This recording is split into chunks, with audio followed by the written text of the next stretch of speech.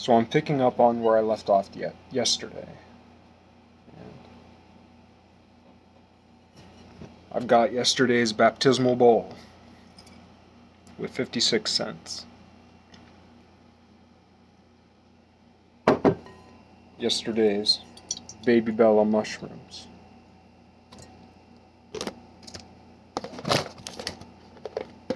And yesterday's bell pepper.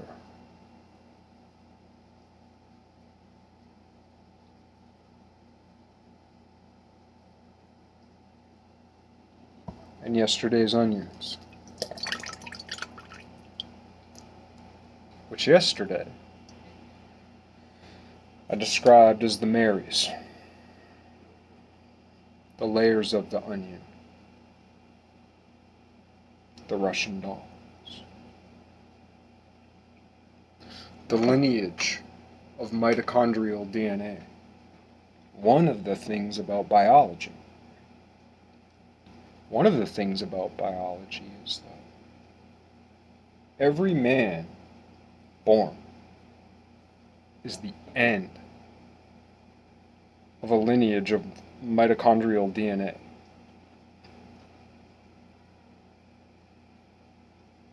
In that way, counterintuitively, every man is a flower and a fruit. Every man is the end of a line. Every woman that has ever existed has existed within the logic that fulfills, like, there's the logic of a singular cell, and there's the logic inside the logic of an individual cell of the mitochondrial DNA, which is, in a way, though unified, set apart. The mitochondrial DNA is set apart. And it is attributed to the lineage of women.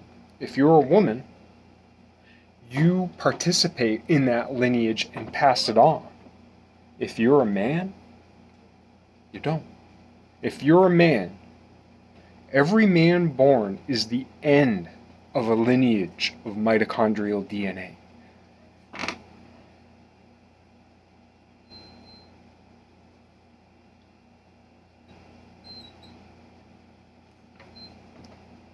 That's the power of the mother, and the mother of mothers, Mary.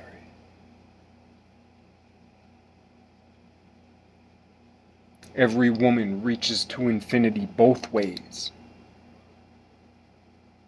Men only reach from one, unless they're a priest, a real one.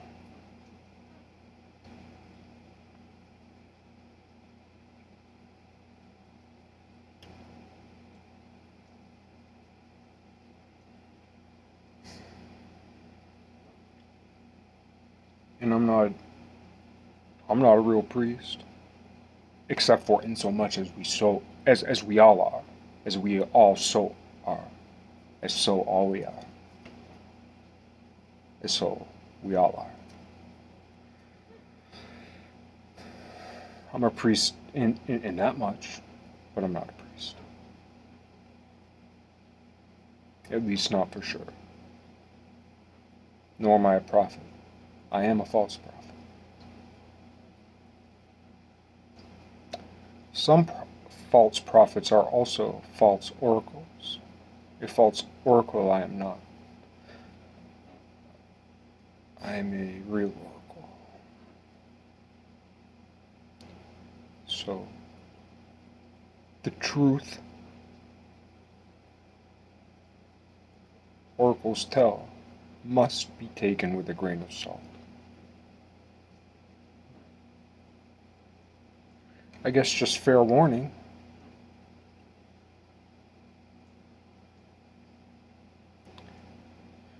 Don't let your poetry or reason take you too far away from the focal point. So the baby bella, otherwise known as criminy mushrooms, right? I chose two criminy mushrooms yesterday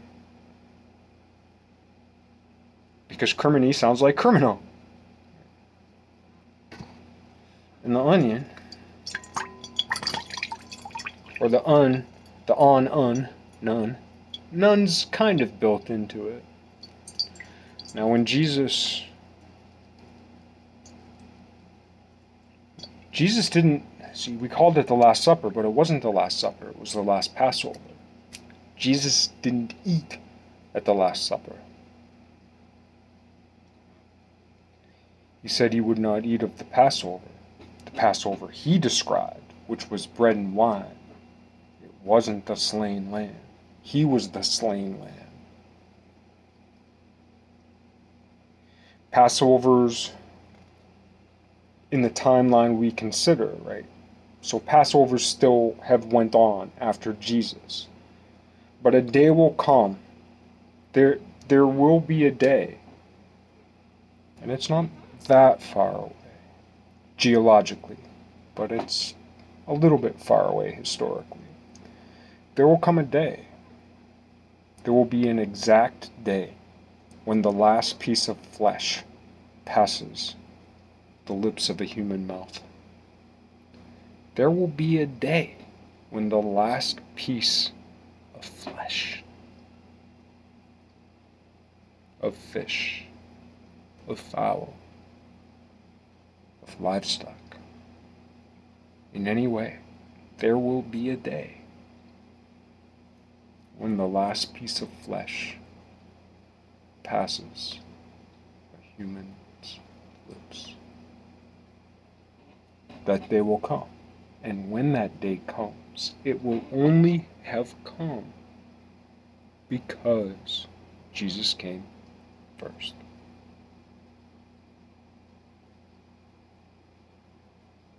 The all-time champion. The killer. He's not just the King of Kings. He's the killer of killers. Before Jesus, the priests are killers. After Jesus, now, I'm not talking about necessarily everything that has come after Jesus, but the progression through time, and that there will come a day. And when that day comes, it will be because he came. He's the killer of killers. Because he kills. He doesn't kill killers, he kills killing. Jesus came. Before Jesus, others came to kill. Jesus came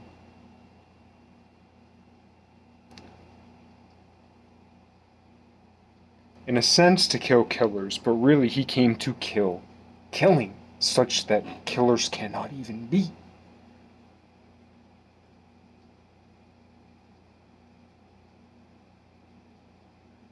That doesn't mean life's... If we stop killing each other, if all humans stop killing each other, and also stop killing animals, if we model the digestive process, and trust me, I'm like that, so I'm criticizing myself, though much of my consumption is also, I like to drink, I like to smoke, and so there's that. So when I go, I'm worse than that. But that's the world I was born into. That's the world you were born into. Many of us are just simply lost. The only choice we have, whether we not, it would be nice if we all could be saved. Maybe we can, maybe we can't. Some of us will. Some of us won't. Either way, doesn't it make sense to give everything to fight for the truth? Everything that we're able to give.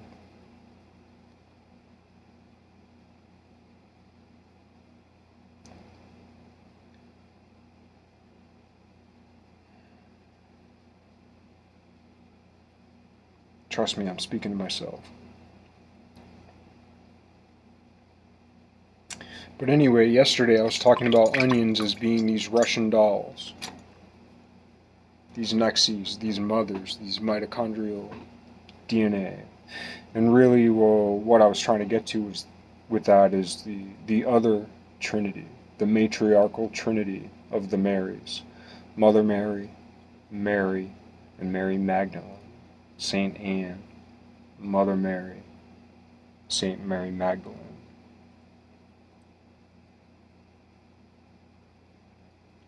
The chalice.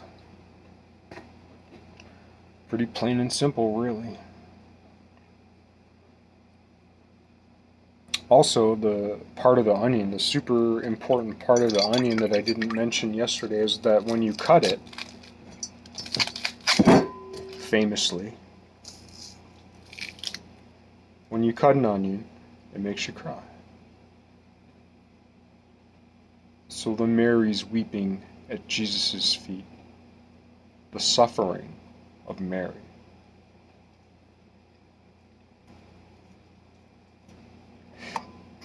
And once again, the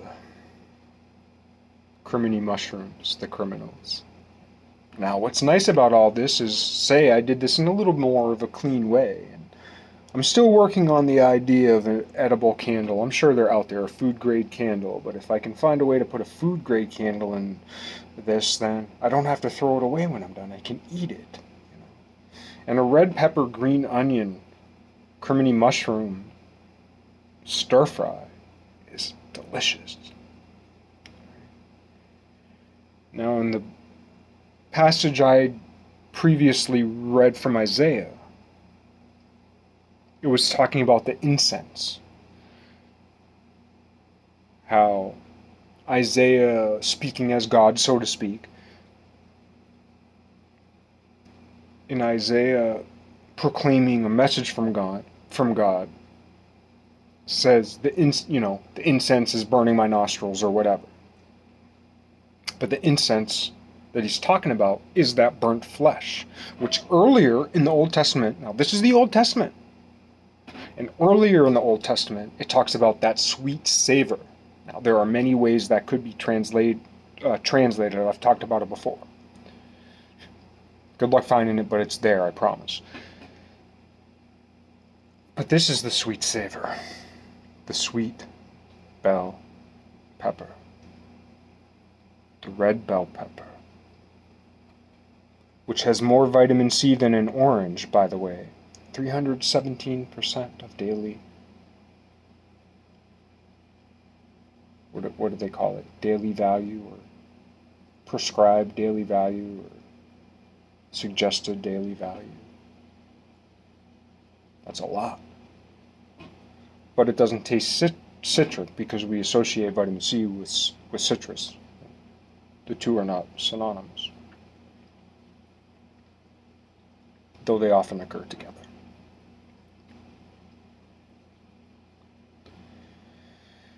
But the onions are supposed to represent the Marys. And the Marys, of course, Mary, Mother of God. There's Mother Mary, and then there's Mary, Mother of God. Mother Mary's daughter is Mary, Mother of God. It's hard to tell who Mary Magdalene is.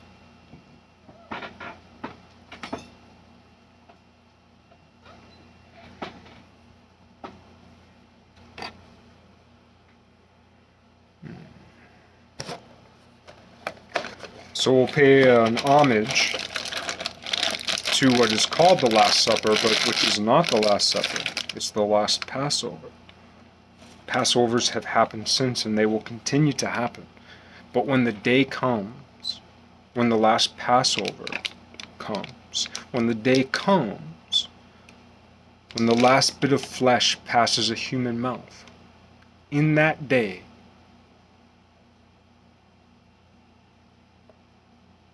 Jesus's last Passover, aka Last Supper, where he didn't eat. The kingdom of heaven will be, in a sense, fulfilled that day. That is the day Jesus will eat the last Passover, which is bread and wine. The unleavened bread. By the way, there are many types of unleavened bread. This is one. A Triscuit. They call it a Triscuit, but it's a square. And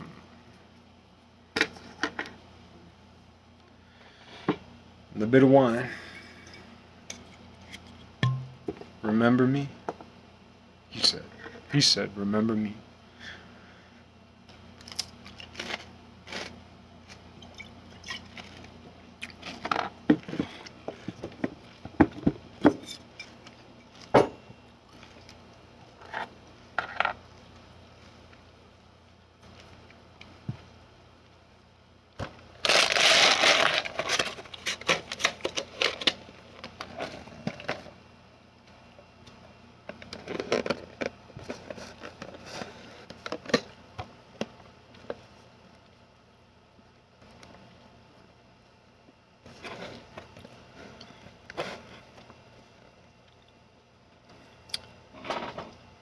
Try to be a little bit fancy. I hope you'll bear with me.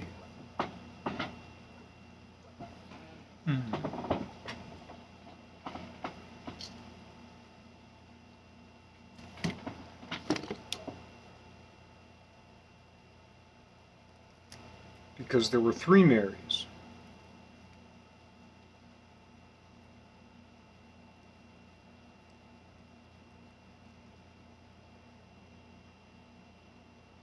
There were 3 Marys.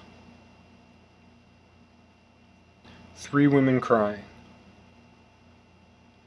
3 women crying.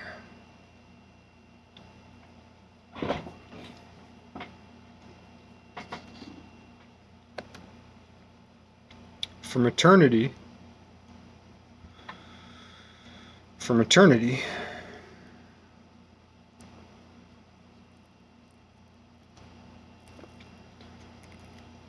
eternity, God peered toward his consort. From eternity, God peered toward his lover.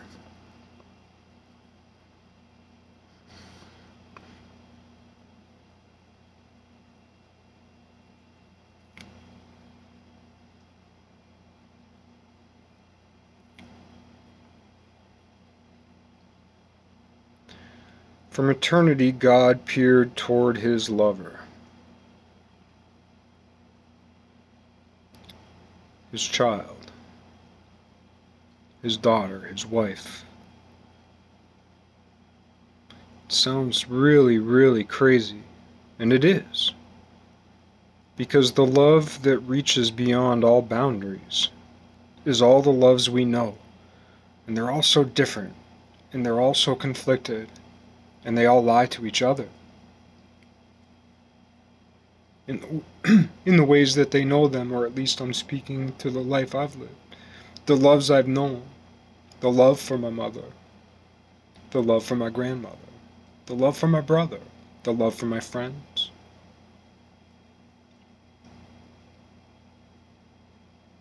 The love for my father, the love for art, the love for religion, the love for the fleshly pursuits. But somewhere within all that, there's a love that encompasses all those loves and is greater than it and excludes none of them. And it's so easy when we're in one way of loving to negate the others. And even within ourselves, and I say ourselves because I can't imagine you're so unlike me that you don't think at least a little bit like in the way I think, you know. Because sometimes when I'm in one way of loving, I don't understand the other ways of loving that I understand very well at other times.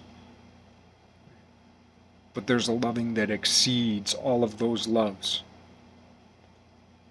and loves us with or without those loves in every which way. It's an infinite object, and it is the object of objects to fall in love with. And it's easy to get lost in the romantic idea of that. It's nice that there's a romantic idea of that to burgeon us along the way, but we must get along the way.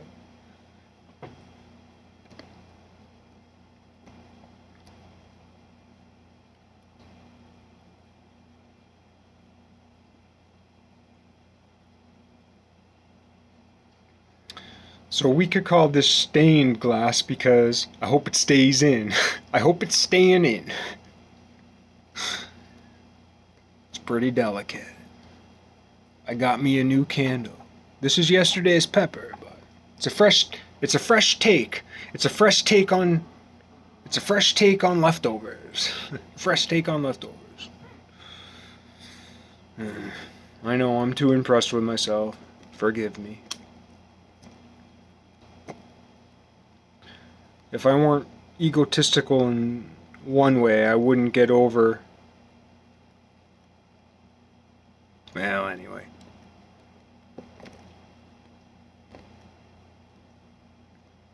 I'm hoping today's flame's better than yesterday's. Is my stain in there, still in there? More or less. We'll let it fly like that. This is a work in progress. A work in progress. A ritual, a rite in progress. With all due respect, definitely with all due respect. The criminals. Jesus. Crucified by the criminals. Very different. Major innovation. Nothing like it ever. More or less.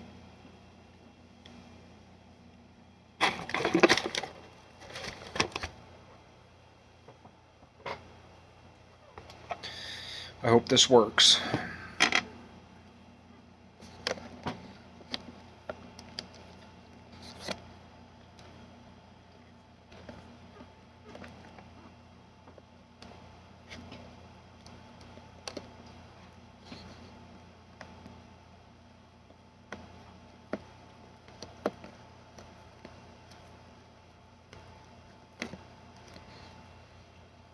We'll see.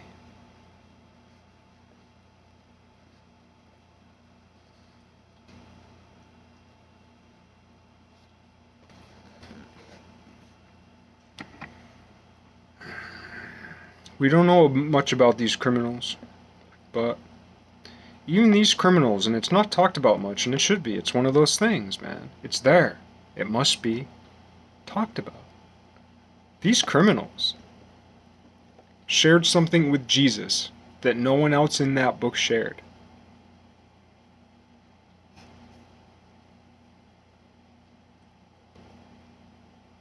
Wherever these, and who were these criminals? What were they guilty of? Were they simply followers of Jesus? Were they criminals at all? Were they unnamed disciples? Were they falsely charged with this or that? Does it make sense that Jesus would be crucified with just anyone? Now, what if? This is an art. It's not even a conjecture. It's just an artistic thought experiment. Is that not permitted within the realm of parables? If Aesop is allowed, is not Jesus allowed? What if we consider those criminals? I mean, Peter was a criminal. Paul was a criminal. Were those the criminals he was crucified beside? Or were they rapists, murderers, conspirators against the truth? Yet they were good enough for Jesus to be crucified beside, while all his disciples fled, except for Mary Magdalene. While his friends and beloved fled, except for the 3 Marys.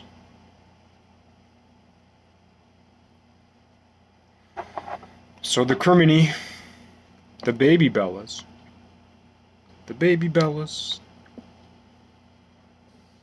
and that big bell, that sweet savor.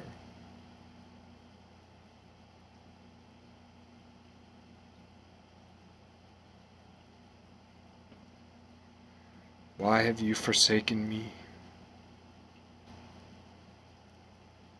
The most important question Jesus ever asked. Even he didn't know until he knew. The miracle of the page. The vegan cross. What Isaiah 1:11 describes. Stop the butchery. You don't even need to read between the lines to get there. It's right there. Never mind when even God told Moses, you want meat? I'll give you meat till it's running out your nostrils. Once again, that wasn't a breadcrumb, that was a sandwich. When they talk about wolves eating everything till nothing's left, that's a breadcrumb.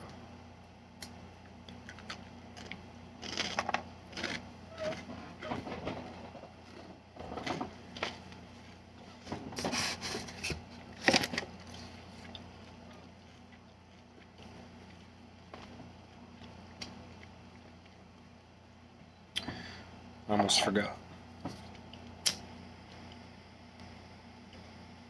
Criminal. Criminal.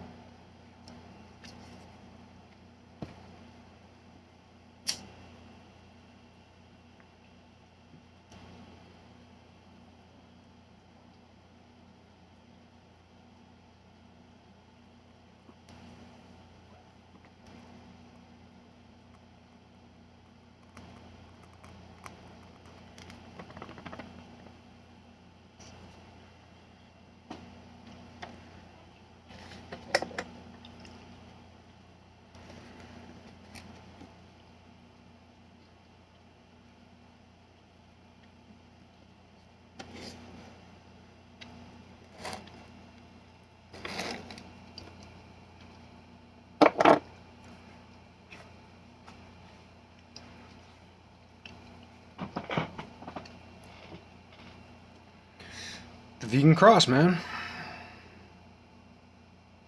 I wish I could do it more pretty. Maybe someday. So Mark 11:15. Can I find Mark 11:15? Mark 11.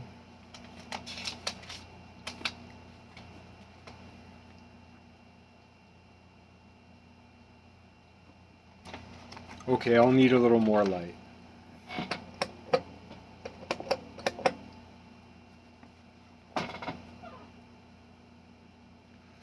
Mark 11:15 through 18.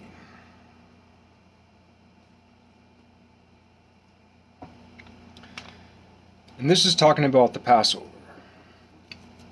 This is talking about Jesus coming to Jerusalem to celebrate Passover. And it's the whole flipping the tables of the money changers. So we think it's all about money and merchandise. Let me continue.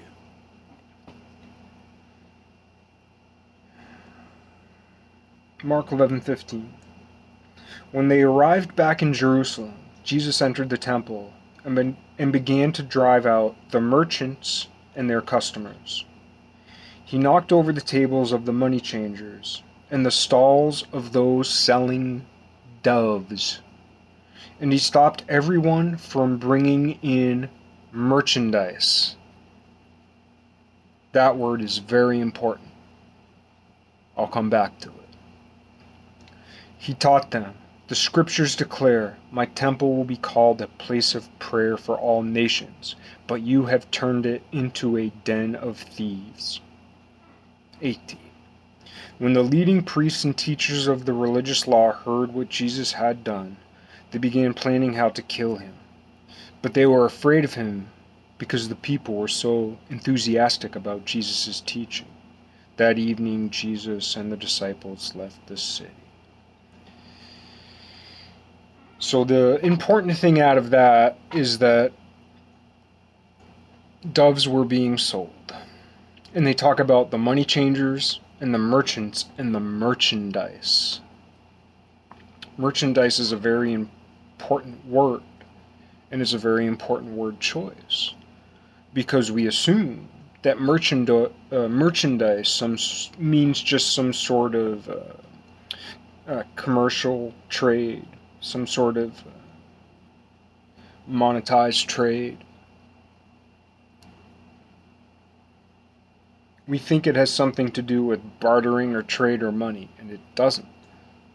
Because the merchandise talked about in this passage, in Mark 11:15 through 18, the merchandise being described is the dove.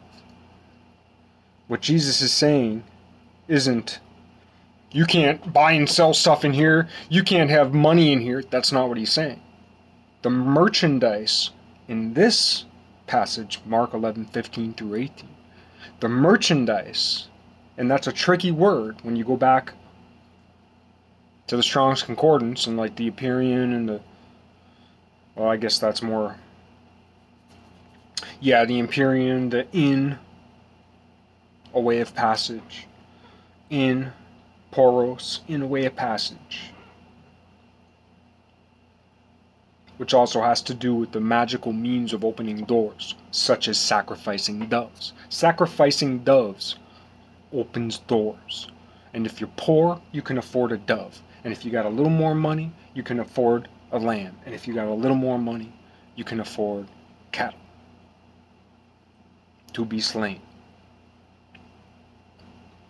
The money changers were there because people gathered from all around.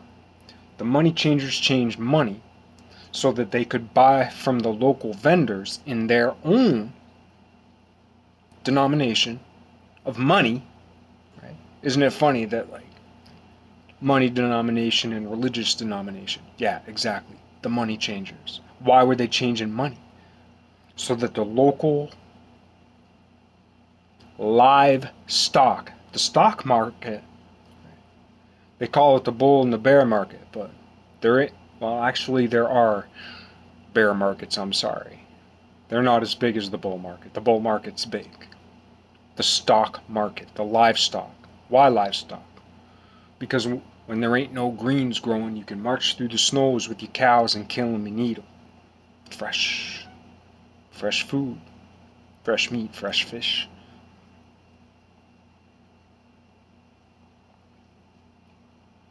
It's one of the reasons eating fish is better than eating deer. Because we're more related to deer. It's simple as that.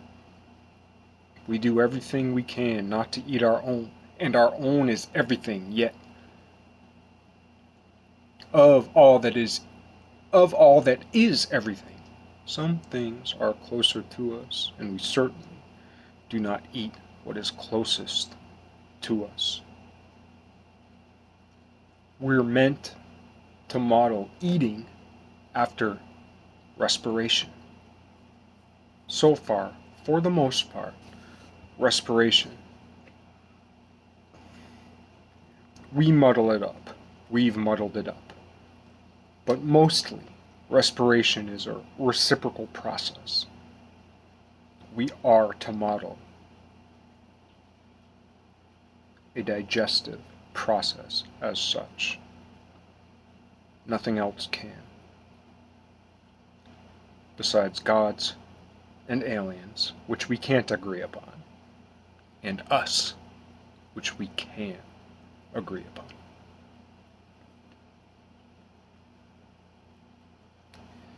But going further, expanding beyond the doves,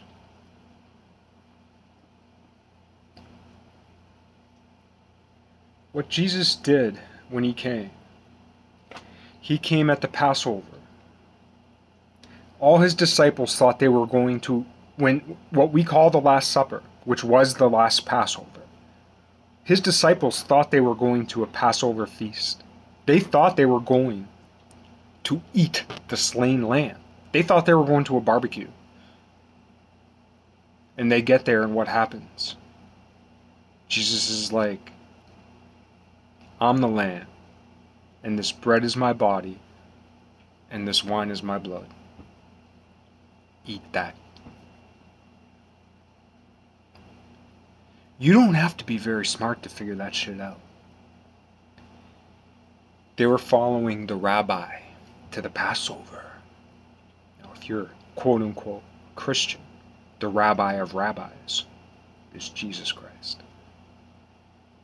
They were following the rabbi to the Passover feast.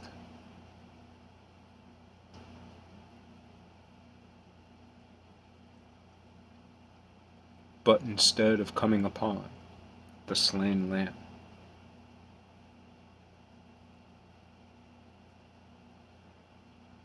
they came upon the man with the pitcher of water and followed him to the upper room.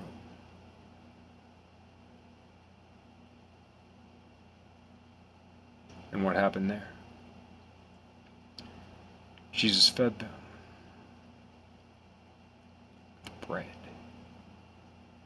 the wheat of the threshing floor.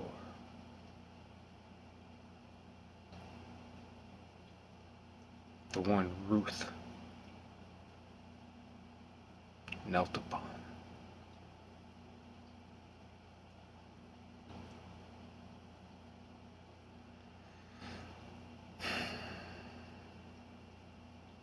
He offered them bread,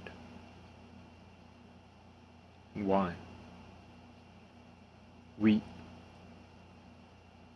and grapes, the fruit of life, and offered himself as the sacrifice upon the tree of the knowledge of good and evil. He tempted the snake.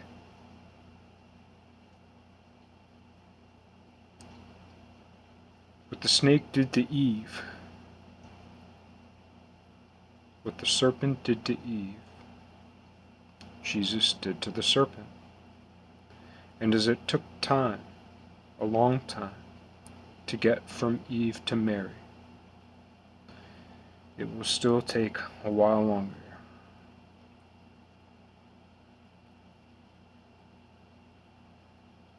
to get to Jesus, to get from Jesus to where Jesus gets to.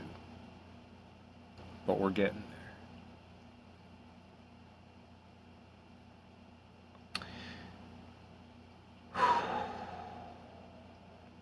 We Christians, if I dare I call myself among the we, but I guess in some way I am, clearly, as a criminal.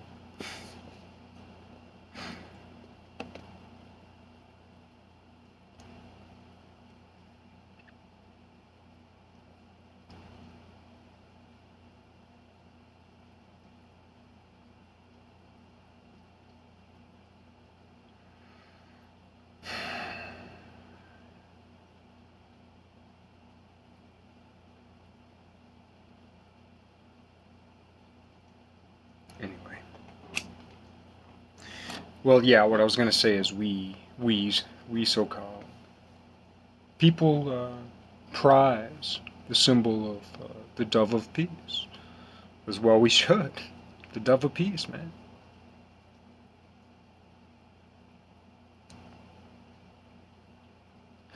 And the dove of peace was being killed in the temple and sold.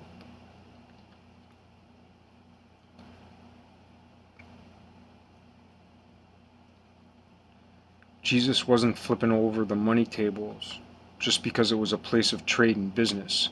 It was a den of iniquity, not because there was money there, not because there was commerce there, not because there was merchandise there, not because money changed hands there, but because the merchandise being sold was flesh and fucking blood, and the dove of peace was being sacrificed upon the altar of God.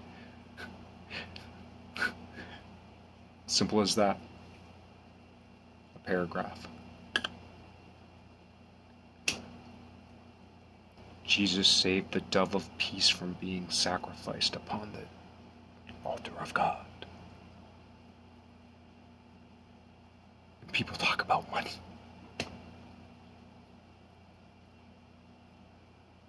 Well, me too, I want my paycheck on Friday. But that's all I know.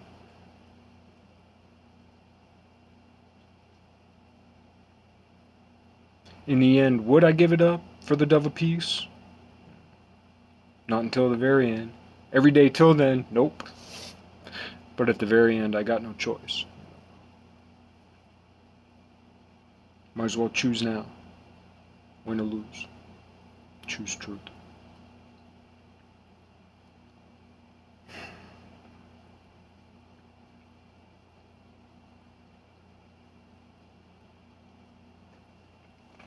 So I talked about Mark. Now we're going to go to John. We could talk Matthew or Luke. A lot of the same things, but I got to wrap this up.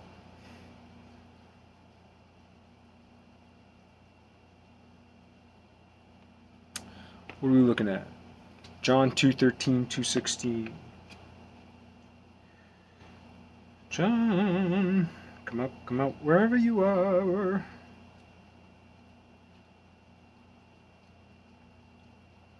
Where art thou, John? Alright. Yeah, I got it all redlined already.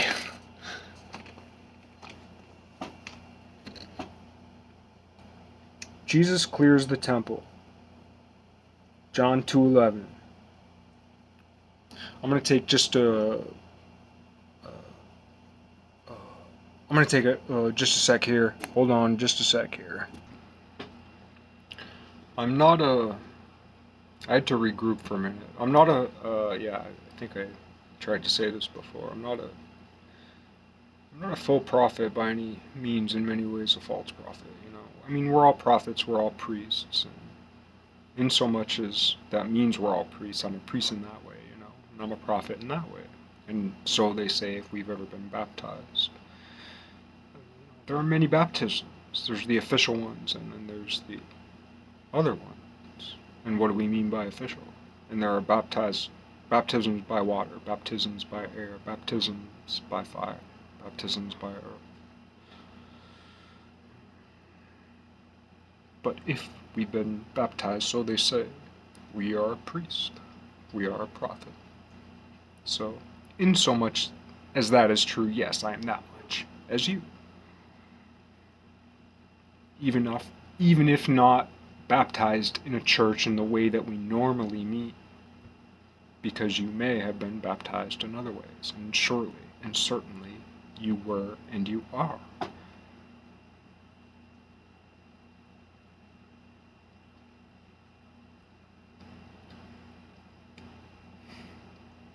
Doesn't mean you know what it is. Doesn't mean you or I could identify it. Neither one of us. Yeah, we are.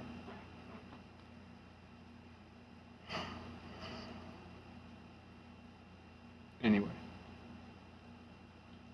my claim to prophecy is in question. I don't deny that.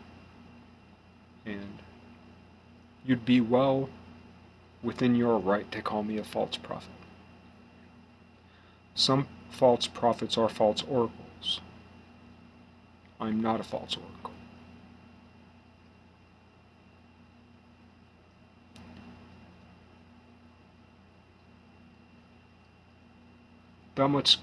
That much can be said for sure. What can be said that is true beyond that?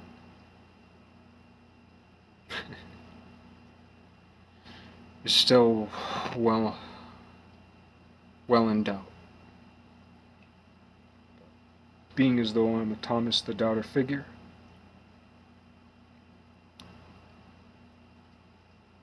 maybe everything's going according to plan. Not my plan. But yeah, I wanted to get to John 2:13 through 16. And once again, Jesus came for the Passover.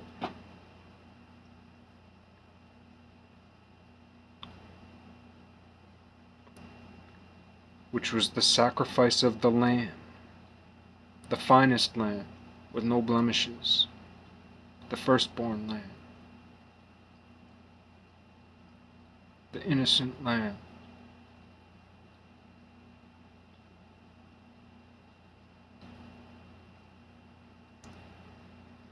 The disciples thought they were going to eat the innocent lamb. And Jesus told them before they even knew. Jesus told them before they even knew just what the slain lamb was.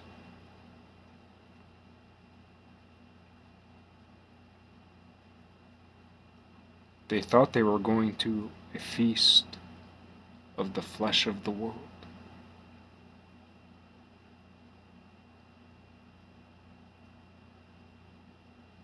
They didn't know they were going to the feast of the flesh of the earth and the air and the spirit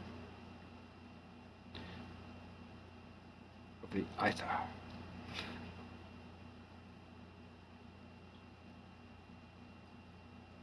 It was time for the annual Passover celebration. Now, once again, Mass. Mass is modeled after the Last Supper, which wasn't the Last Supper. Jesus ate nothing. What is Jesus' Last Supper? Breath. What did Jesus eat?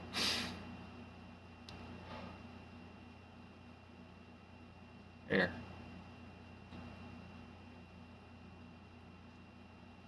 What does air feed?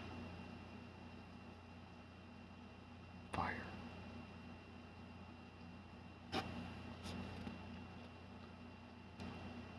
The light inside the Sacred Heart. The light inside the darkness. Compassion. Peace.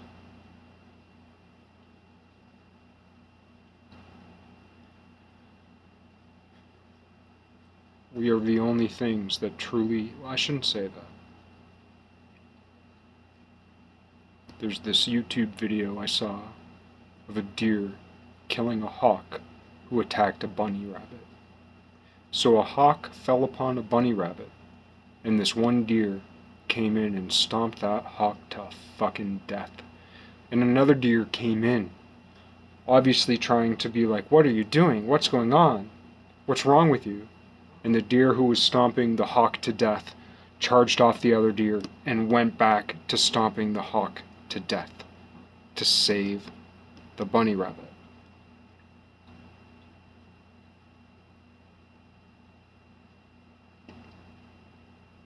Yet, they all run from us because of what we do to them.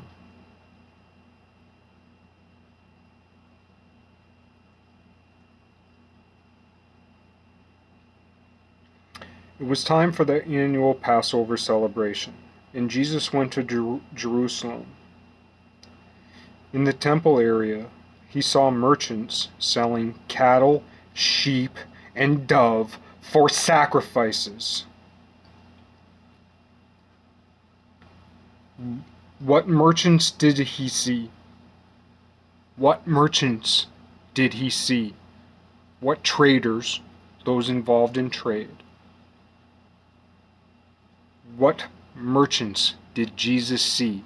What was their merchandise? What was their den of iniquity? What was their business? What was their merchantry tree? What was their merchandise? Let's see.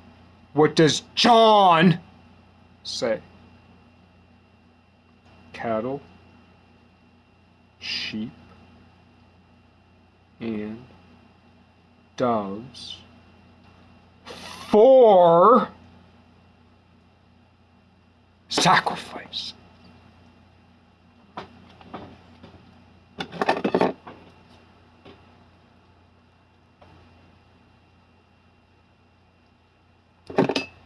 Knives kill, but Jesus was the knife that killed killing. I'm thinking of Woody Guthrie.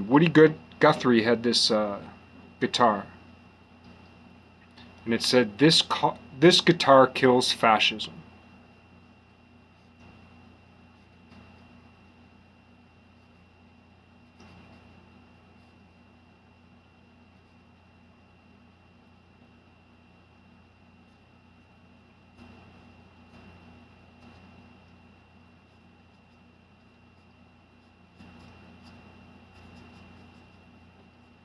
Just barely fit it in there.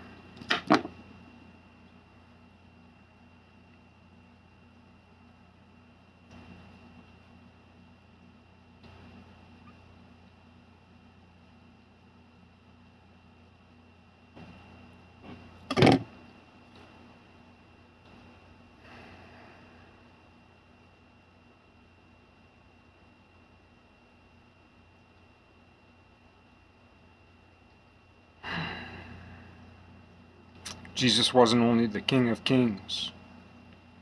He was the killer of killing.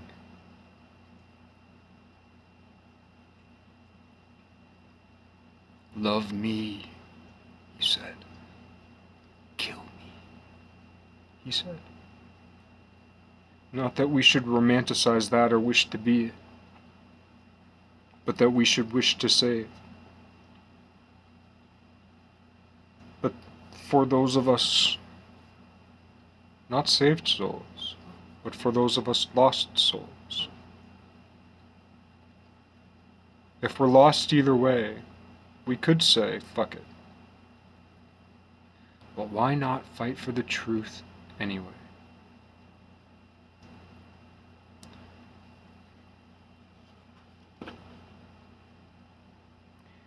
It was time for the annual Passover celebration.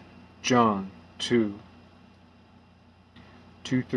It was time for the annual Passover celebration, and Jesus went to Jerusalem. In the temple area he saw merchants selling cattle, sheep, and doves for sacrifices, and he saw money changers behind their counters, changing money so people from far away could buy the merchandise, the flesh, from the local merchants who raised them. When Jesus went in to flip over the tables of the money changers, it had nothing to do with commerce. It had to do with the business they were engaged in. It wasn't that business was evil. It wasn't that money was evil. It was the business they were engaged in.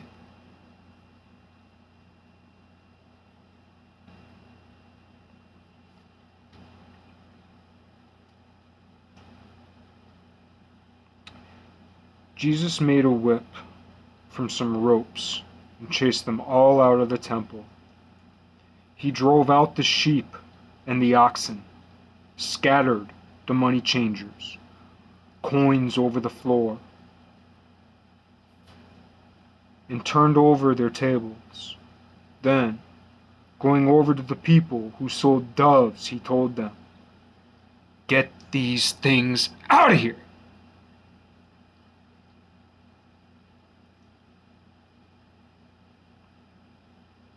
Don't turn my Father's house into a marketplace. Now that last word, marketplace, in other translations, it's merchandise. In other translations, it's business. Do not turn my Father's house into a place of merchandise. Do not turn my Father's house into a place of business. Do not turn my Father's house into a marketplace. But it comes from the word emporium, which comes from the word emporos, in a way of passage. So if we take that line, because Jesus taught the way, not a way. He's calling against a way of passage, poros, of emporos, of the emporium, which is translated as business or marketplace or merchandise. But it's neglecting the spiritual exchange of value, of forces.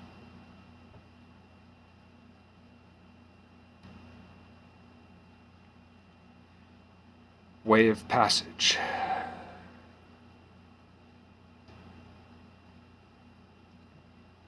It's one of the reasons why, like, the way. Jesus taught the way, and he criticized a way of passage. Because he was the pinnacle of the way of passage. There were other the ways of passage. He was the King of Kings, and he was the killers of killing. He was the Dionysians of he was, everything reached to him. The Magi from the east reached to him. Because what Buddha was, what Confucius was, what Krishna was, he was. And he was their best. And he was the best of Jewish prophets.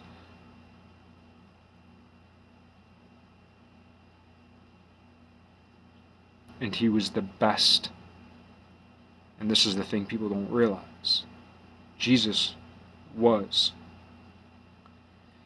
He's the King of Kings. Everything comes to him. He wasn't just the Messiah of Israel.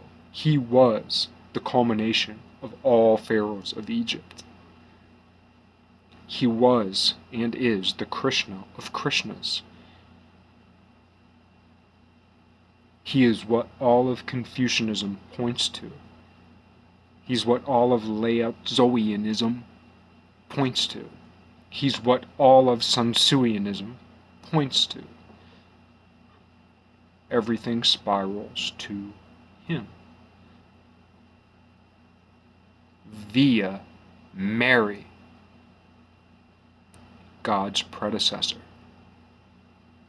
Like it or lump it.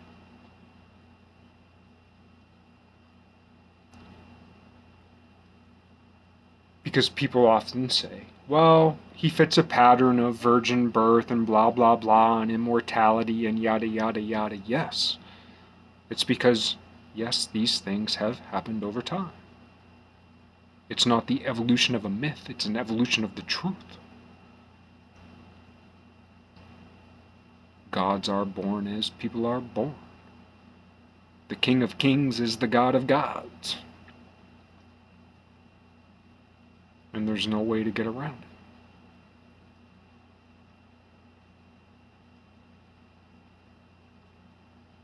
it. Luke.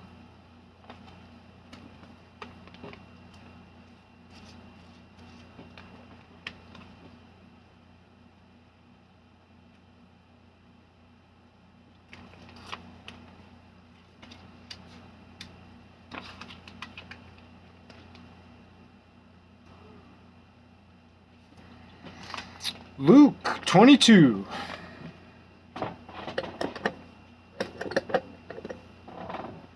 Luke 22:11. Is that right? Nope, 22:7. Maybe we'll just start at Luke 22. The festival of unleavened bread, which begins with the Passover celebration, was drawing near. The leading priests and teachers of religious law were actively plotting Jesus' murder. But they wanted to kill him without starting a riot, a possibility they greatly feared.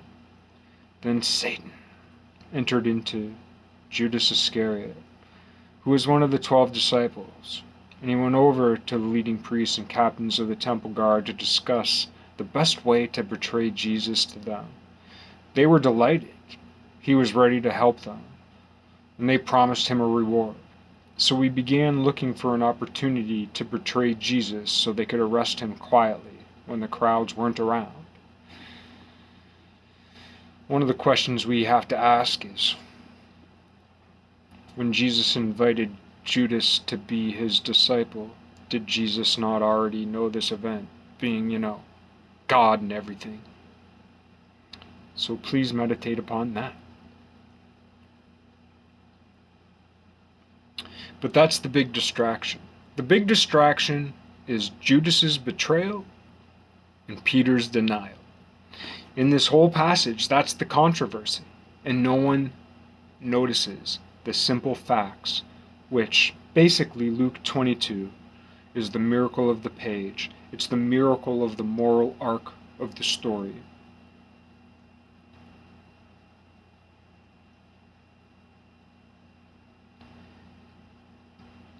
It's the miracle of plain sight. It's the miracle of common notions. Because it says it right here, and no one says it like it is. We call it the Last Supper, and barely anybody associates it with the Passover. But it was the last Passover, and Jesus never ate. And one of the things Jesus killed that day, even though in time it wasn't killed that day, but when in time that day comes, when Jesus performed a miracle on that day, which is yet to be realized. That miracle is the last time flesh passes the human mouth.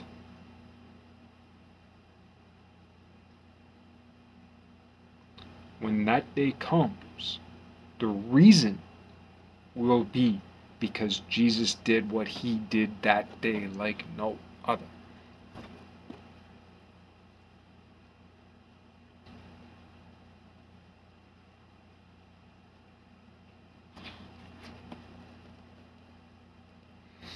I feel like I should switch to King James right now, but I'm just going to keep going. Now the festival of the unleavened bread arrived, when the Passover lambs were sacrificed. Jesus sent Peter and John ahead and said, "Go and prepare the Passover meal so we can eat it together."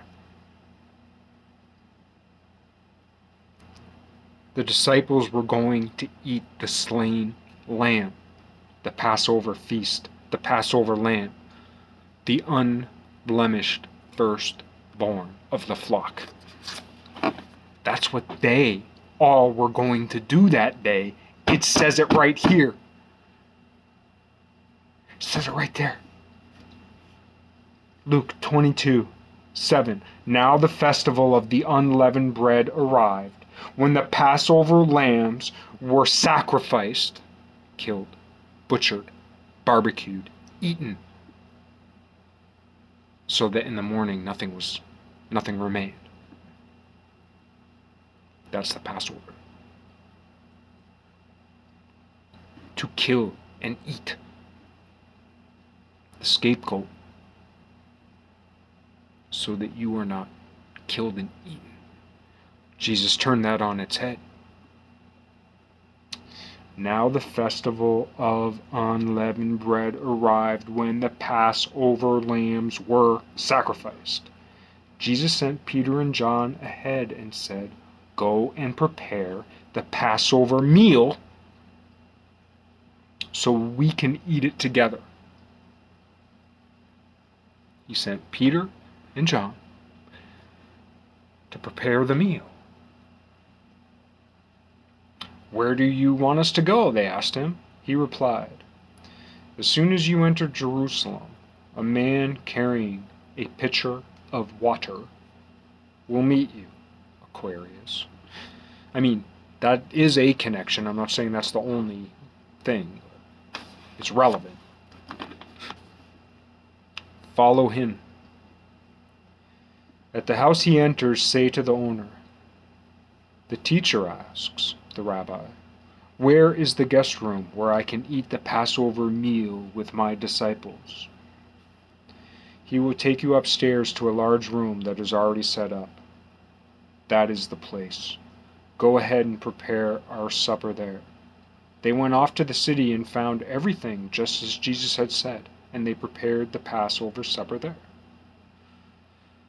Well, what's that mean? Did they prepare the lamb? The lamb is not mentioned.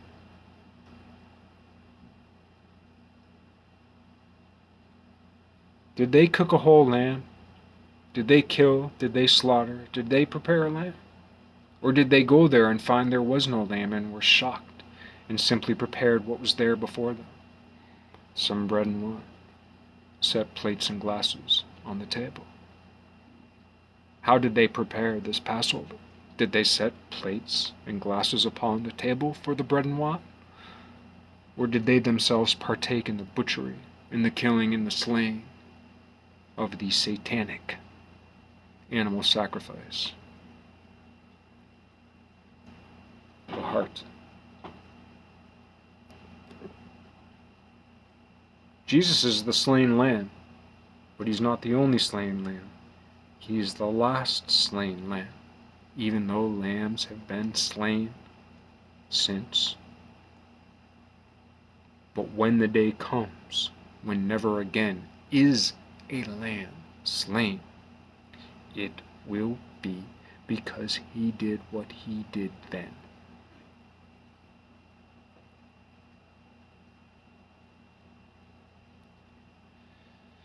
Our imaginations can't conceive of how beautiful a world could be.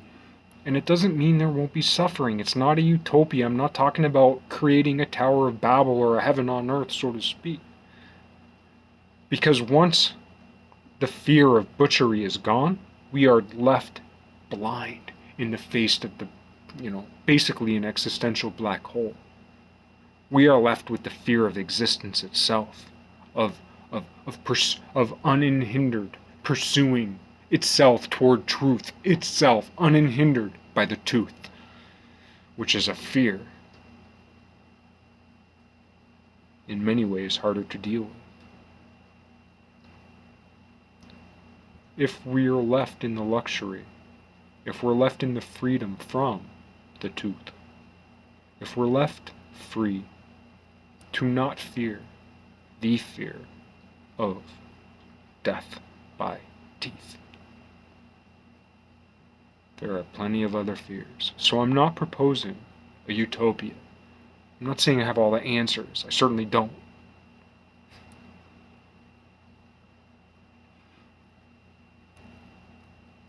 But what I'm saying is that we can chop many heads off this multi-pronged dragon.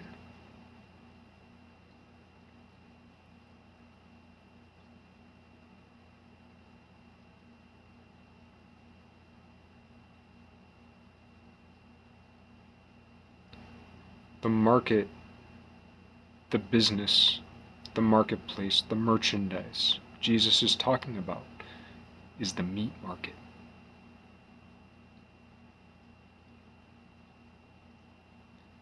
Jesus was driving sacrifice, butchery, animal sacrifice, and meat eating out of the temple. That's what he was doing. And when they came to eat the Passover, Luke 22, 22:10.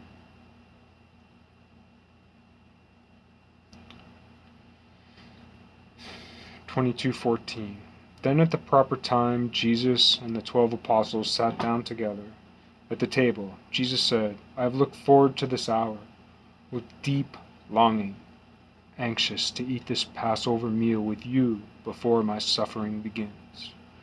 For I tell you now that I won't eat it again until it comes to fulfillment in the kingdom of God. Then he took a cup of wine, and when he had given thanks for it, he said, Take this and share it among yourselves, for I will not drink wine again until the kingdom of God has come. Then he took a loaf of bread, and when he had thanked God for it, he broke it in pieces and gave it to the disciples, saying, This is my body given for you. Do this in remembrance of me.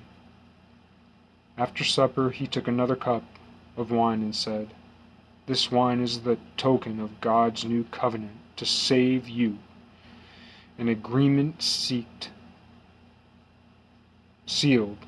with the blood I will pour out for you. He gives them wine as a token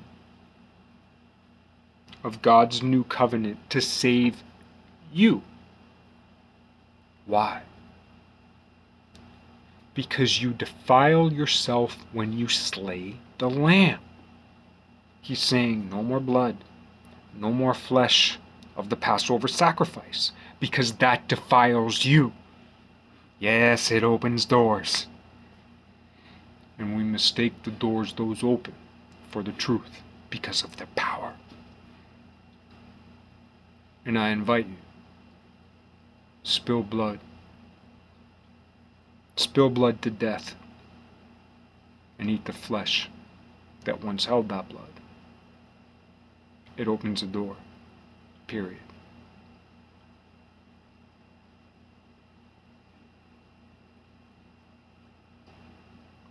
And again, I'm not condemning. One of my favorite people in the world is Jordan Peterson, and I know all he eats is meat. But we have to see it from a God's eye view. We have to see it from a God's eye view.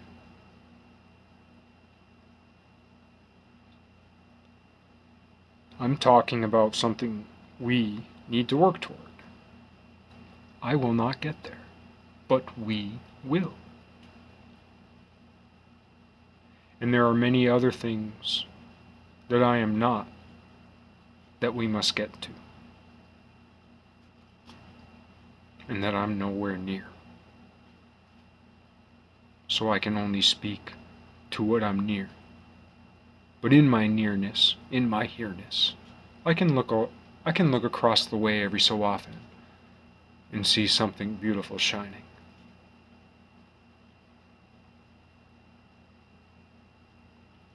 Something that points to the truth.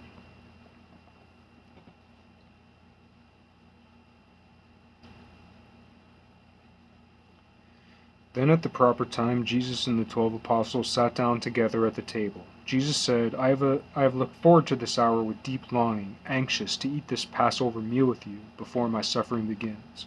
For I tell you now that I won't eat it again until it comes to fulfillment in the kingdom of God. Then he took a cup of wine, and when he had given thanks for it, he said, Take this and share it among yourselves, for I will not drink wine again until the kingdom of God has come. Then he took a loaf of bread, and when he had thanked God for it, he broke it in pieces and gave it to the disciples, saying, This is my body given for you. Do this in remembrance of me. After supper, he took another cup of wine, and he said, This wine is the token of God's new covenant to save you, an agreement sealed with the blood I will pour out for you. But here at this table, sitting among us as a friend, is the man who will betray me, for I, the Son of Man, must die, since it is part of God's plan. But how terrible it will be for my betrayer. And the disciple began to ask each other, which is that? So then we get distracted from what he just said. We get distracted right there. It's like everything's been told in the last few paragraphs. But then we get distracted about what they were talking about before. But the whole thing along the way was they were all going to eat lamb, and Jesus is like, eat some bread, eat some wine, I ain't eating.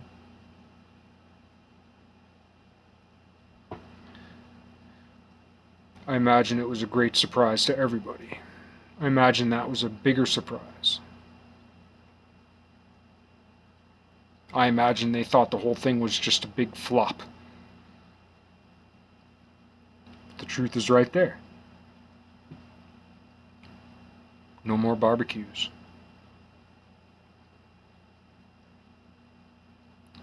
No more of that incense that the God Isaiah described.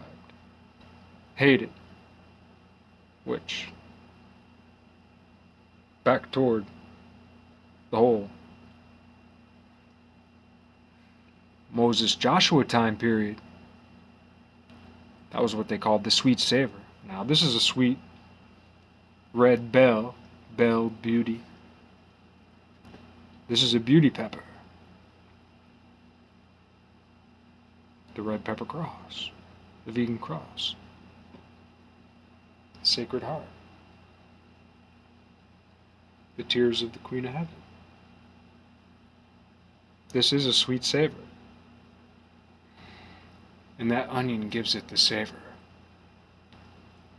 While the sweet bell pepper, that sweet beauty, that little flower, that little way, gives the sweet. And the onion, the savor. Now if I had a nice food grade candle, I could eat this right now, and it would be cooked to that nice 140-degree temperature. There's still plenty of enzymes. Yet, it's been softened a bit, easier on the mouth, and the throat, and the guts of an old man like me. A very nice sacrifice. A very nice sacrifice.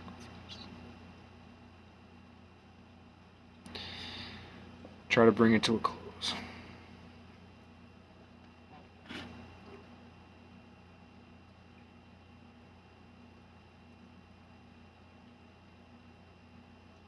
Then he took a cup of wine, and when he had given thanks for it, he said, "Take this, and share it among yourselves. For I will not drink wine again until the kingdom of God is come." Then he took a loaf of bread, and when he had thanked God for it, he broke it in pieces and gave it to the disciples, saying, "This is my body, given for you. Do this in remembrance of me." After supper he took another cup of wine and said, "This wine is the token of God's new covenant, to save you.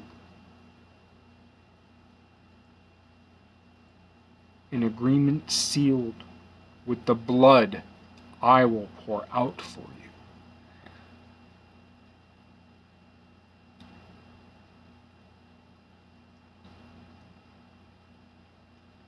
What he was saying is, eat the bread, drink the wine, leave the lambs alone. I'm gonna die in place of the lambs. And you're gonna learn what I mean.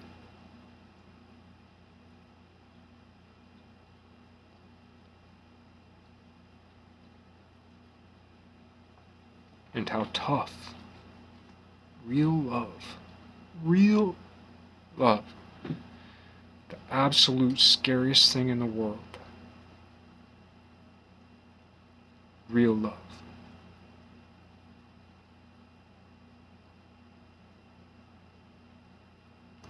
So I guess that's the prayer of today. May we be strong enough to learn real love, the absolute most fucking horrifying, scariest thing that we know of.